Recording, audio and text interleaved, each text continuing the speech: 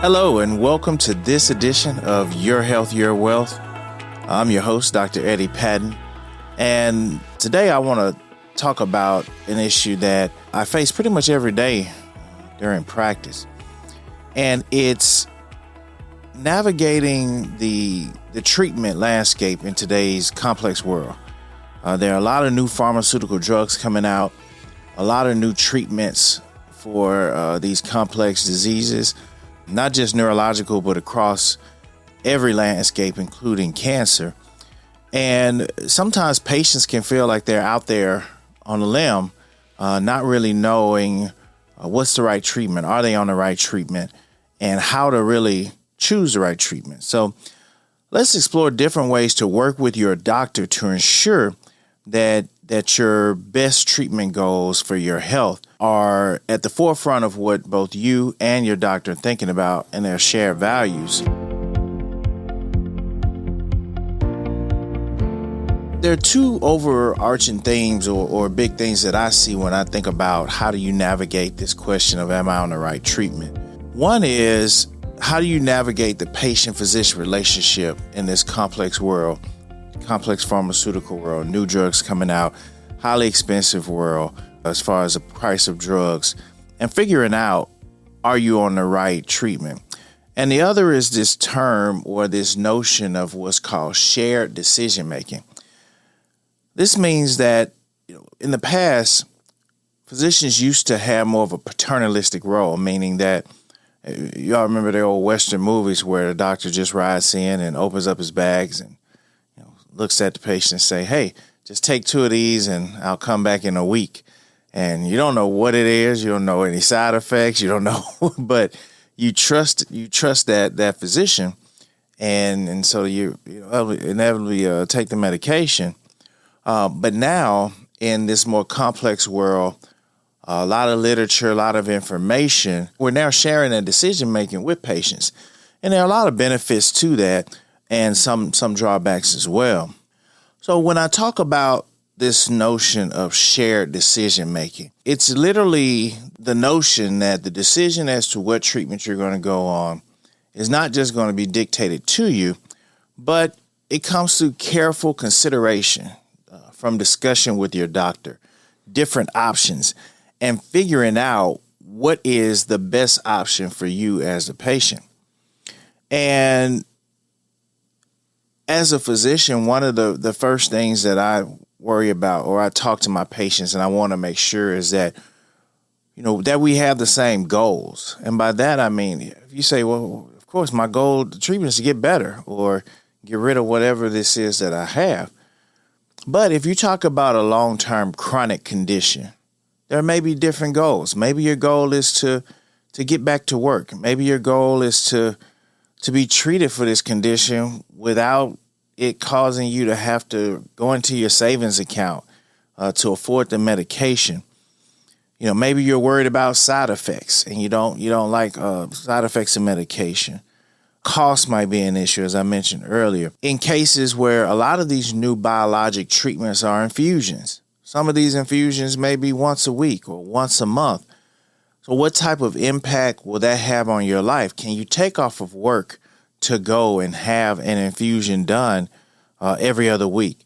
So you want to balance the benefits versus the risks of these medications. And when you think about things like opioids and non-opioid treatments, alternatives, this is an example of what I mean by making sure that everyone is on the same page and that I know what your goals are and I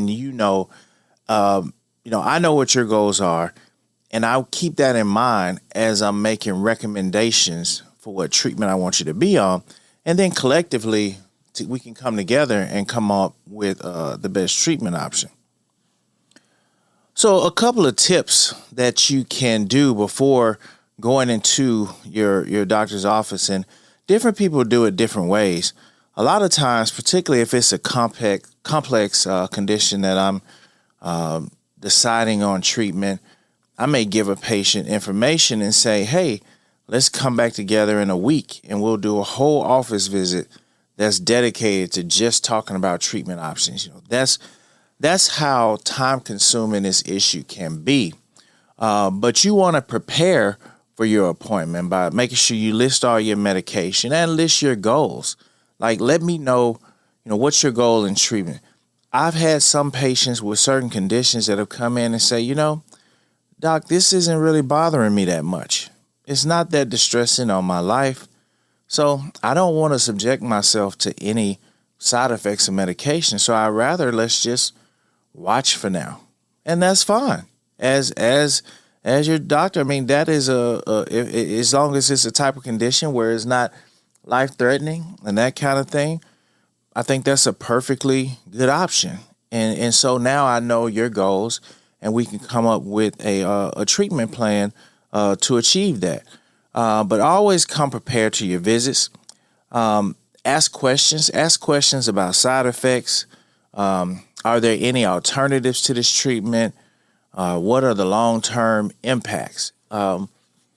It's unfortunate that we can start some of these treatments and don't have these discussions early on, and then it leads to some long-term issue like liver damage or kidney damage, and it's not discussed with patients beforehand. So it's always good to have those conversations.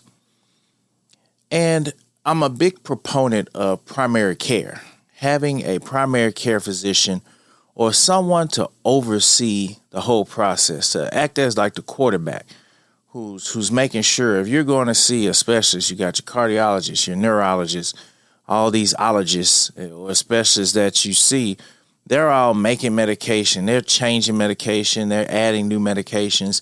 But who's really overseeing that whole process? Because if you come to see me and I'm on one electronic health record and your cardiologist is on another electronic health record, they can make a change and I may not know, and I may put you on a medication that may interact with something that they're on. And I've seen some pretty extensive medication lists. And so, you want to make sure that you have primary care physician. Doesn't have to be a family doctor.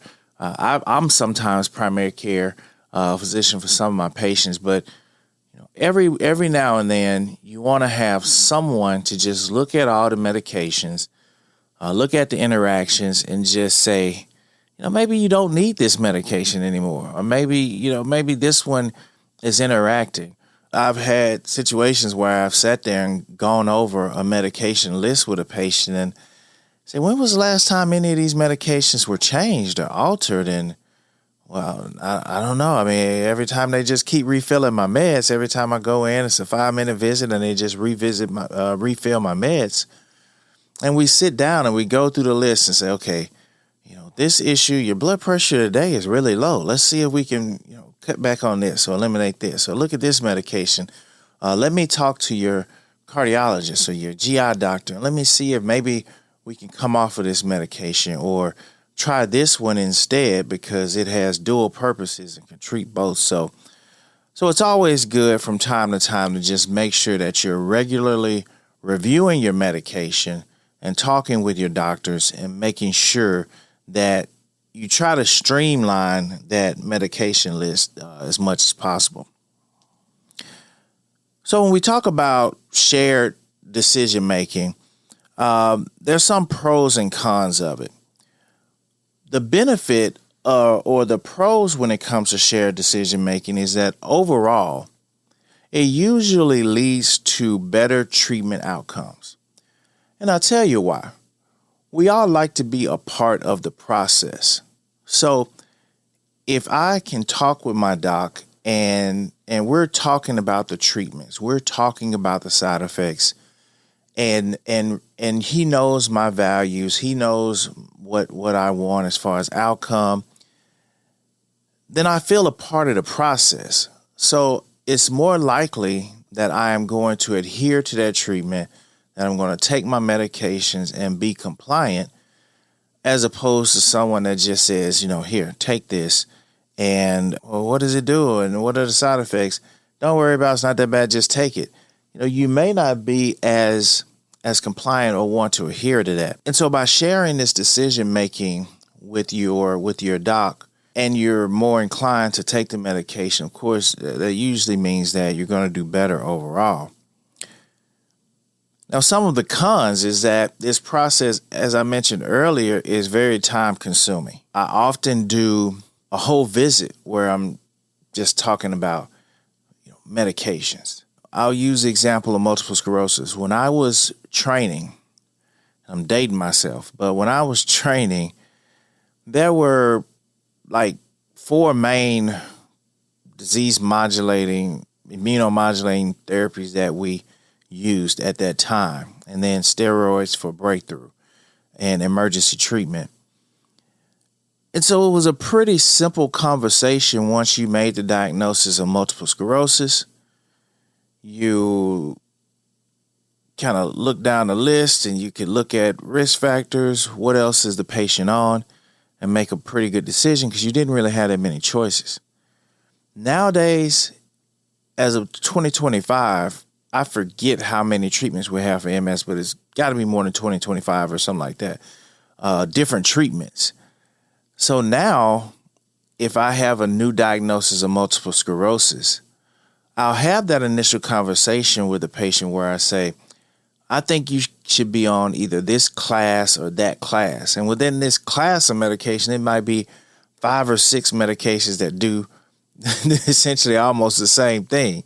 So I may give them some information and I'll say, all right, I want you to take this home, look at the information, read about this, and then we'll come back together and decide on the best treatment option. So it can be very time consuming, but in the end, because of the benefits to the patient, they're more likely to adhere to their treatments and everything else. I do think it's worth it. The other thing is sometimes patients don't want to think about it. I have plenty of people who will just say, I trust you, doc. That's why I'm here to see you. You're the specialist. Why are you asking me what I want what I want to do? This is what you went to school for. This is what I'm paying for. Pick what I need to be on and let me know. And there's nothing wrong with that. And if asked, your doc should be able to have that more paternalistic role and say, all right, this is what I think you should be on, and this is why. Again, there's nothing wrong with that. Sometimes it can be very overwhelming when you get a new diagnosis and you start talking about all of the different treatments and different classes of treatments and side effects. I mean, it could just be overwhelming. And sometimes, you just, hey man, you choose or help me to decide. And it's that physician's role to be prepared, to be up to date, and to be able to navigate the patient through this tough terrain.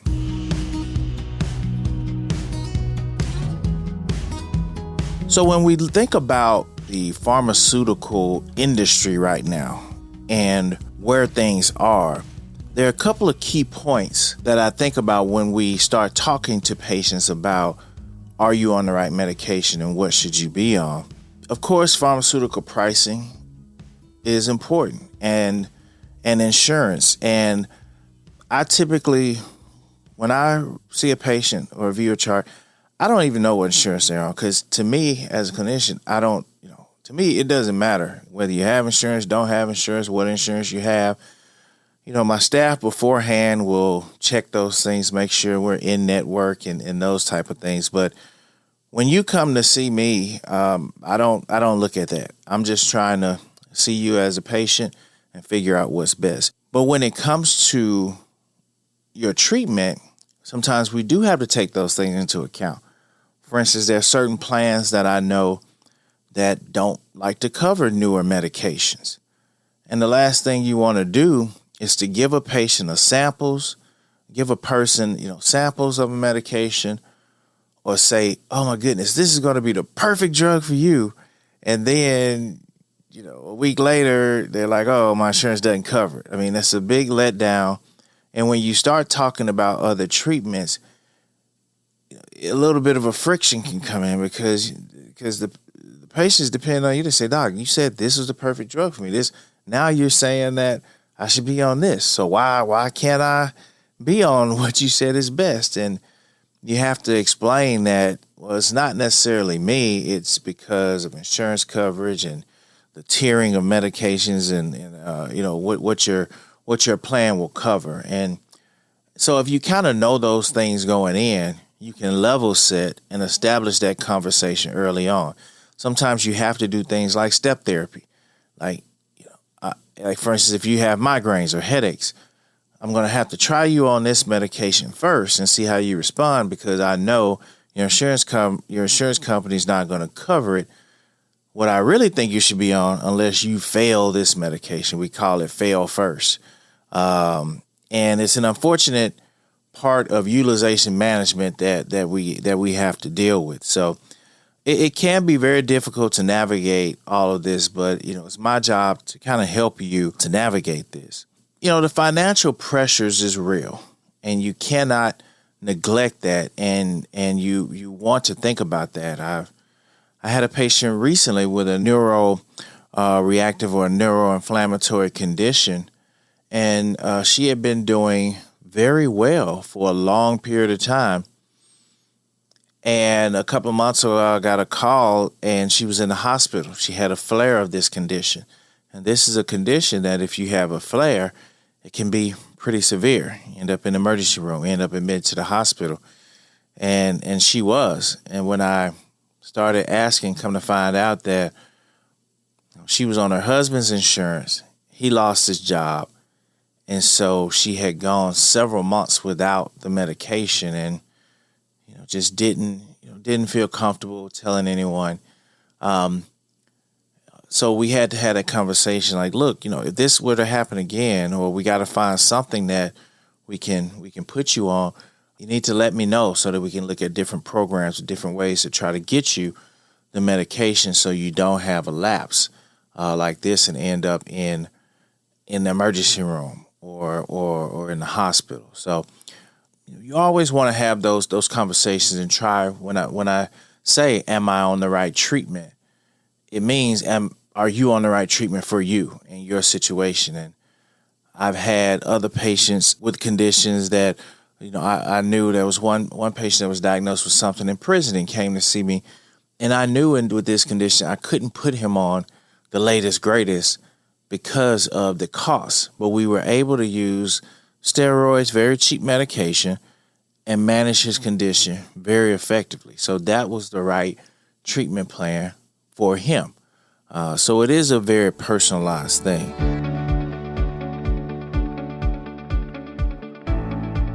Now, I do want to talk about direct-to-consumer ads. And we've all been watching sports or watching TV, and we see the commercials come on, and people are always happy, and they're swimming or playing drums and doing something else. And marketing is a big part. It's becoming more and more of a big part of the pharmaceutical industry.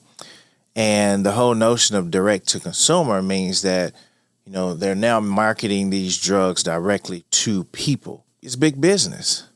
They wouldn't do it if it wasn't effective. So there was a study by the Campaign for Sustainable Prescription Drugs that looked at the top 10 pharmaceutical companies. And in 2023, in the U.S. alone, about $13.8 billion was spent on direct-to-consumer marketing. And this is up from $7.6 billion in 2022. So they wouldn't invest this type of money if it didn't work. And traditionally, that wasn't a part of how medicine and healthcare was done.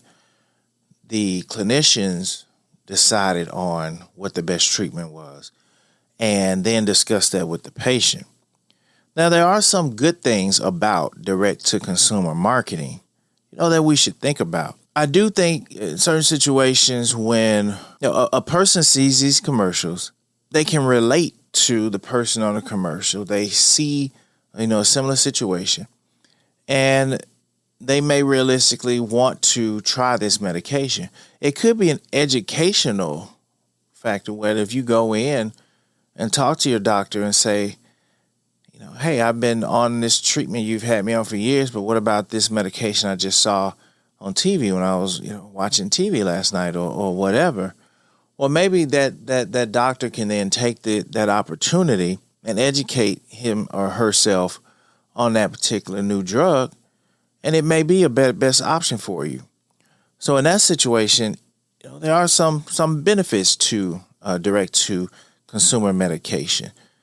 It may make you feel not alone with whatever your condition is, not siloed, not isolated, because you see now that there are new treatments. There's research going on into this treatment.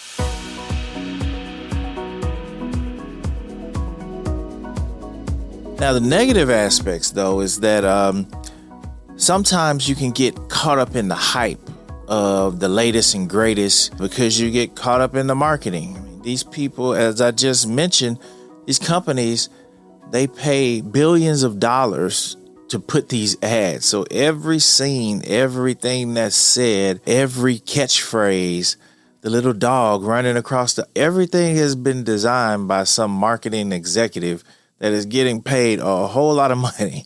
So it is by design, and that design is to market to you as a consumer. And you may be on a certain drug regimen for a certain reason, and it's good and it's working.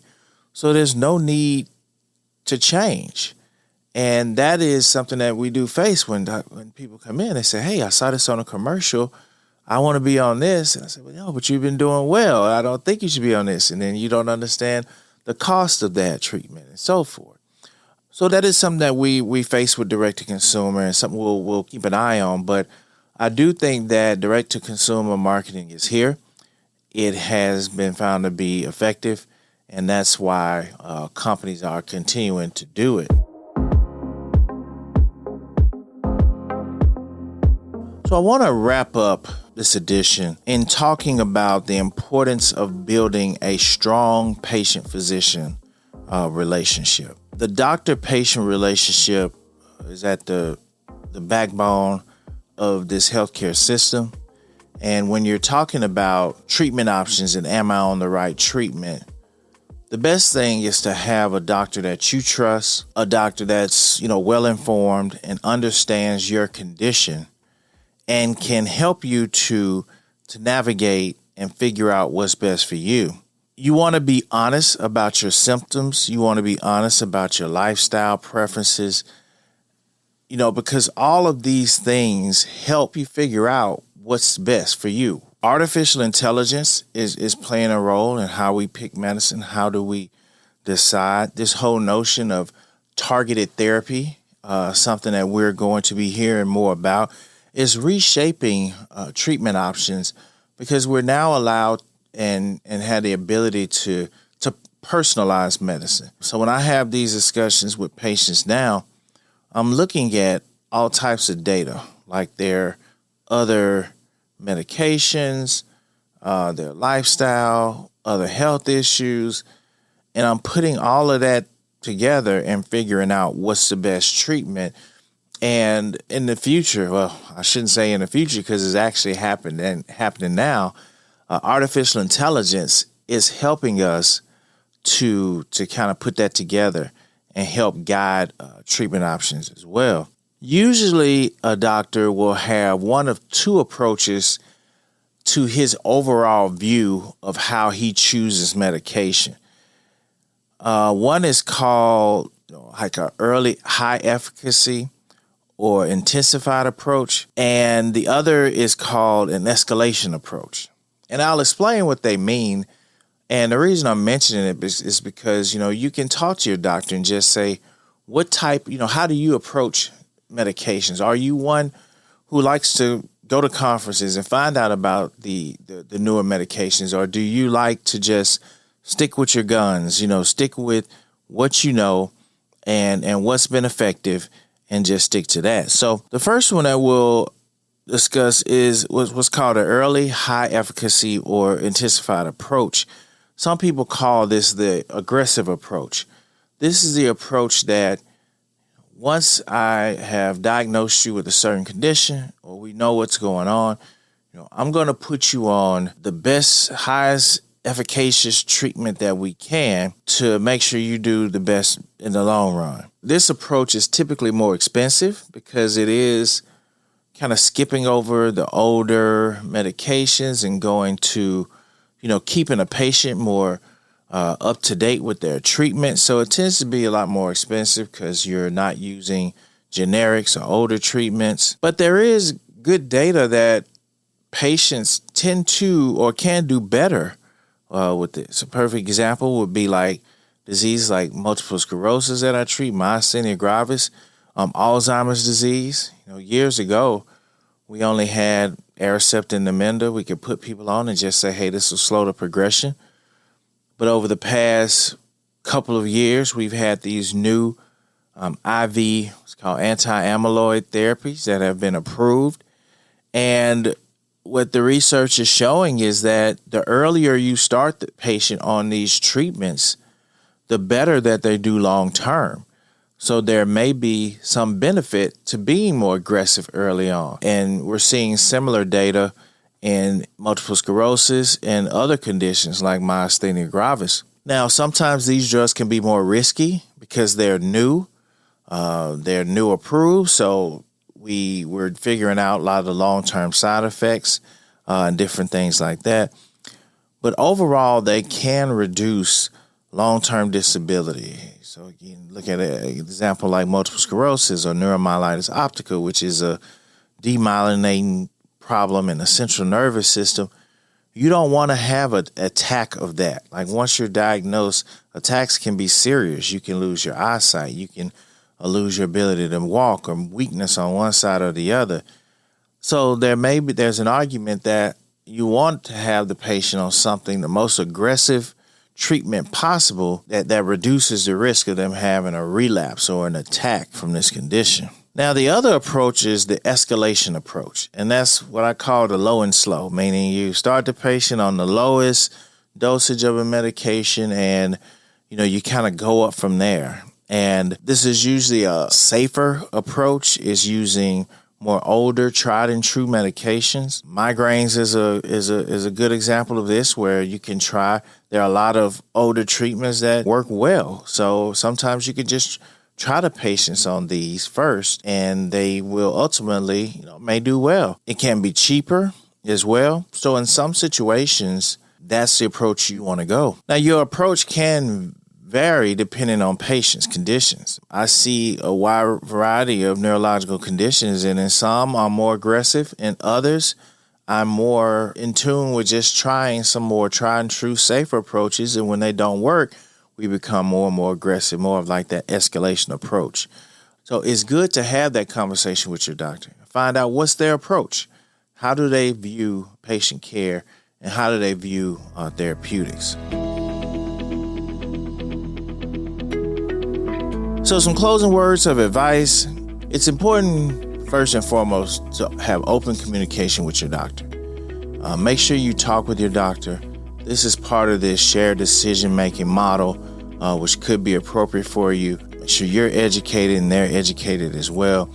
And understand that you have treatment options. And hopefully you're talking with that doctor about what those options are and what's the right option for you, considering your values and what you want to achieve in your medication treatment.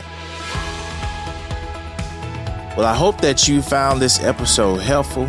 If you have, please share it with others, and don't forget to subscribe and leave a review, and join us for future episodes of Your Health, Your Wealth. If you want to learn more about me, you can go to EddiePattonMD.com. Thank you again for listening to Your Health, Your Wealth.